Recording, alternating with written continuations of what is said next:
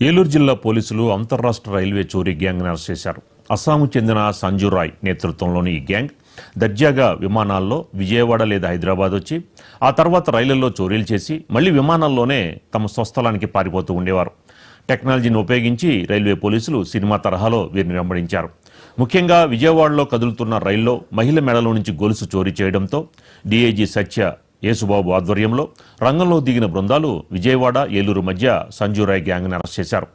వీరి నుంచి 290 గ్రాముల బంగారాన్ని స్వాధీనం చేసుకున్నారు. చోరీ సొమ్ముతో అస్సాంలో ఈ గ్యాంగ్ విలాసాలు చేసేదని పోలీసులు తెలిపారు.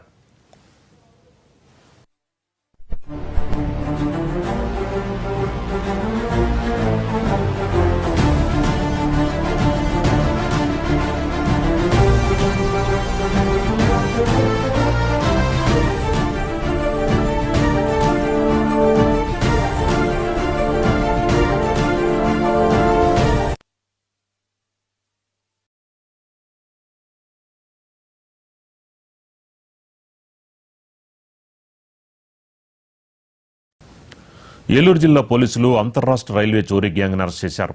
అస్సాంకు చెందిన సంజురాయ్ నేతృత్వంలోని గ్యాంగ్ దర్జాగా విమానాల్లో విజయవాడ లేదా హైదరాబాద్కు వచ్చి ఆ తర్వాత రైళ్లలో చోరీలు చేసి మళ్లీ విమానాల్లోనే తమ స్వస్థలానికి పారిపోతూ ఉంటారు.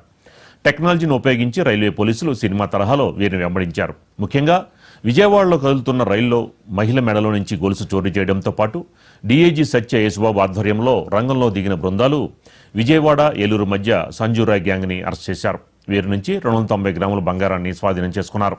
చోరీ సొమ్ముతో అస్సాంలో ఈ గ్యాంగ్ విలాసాలు చేసేదని పోలీసులు తెలిపారు.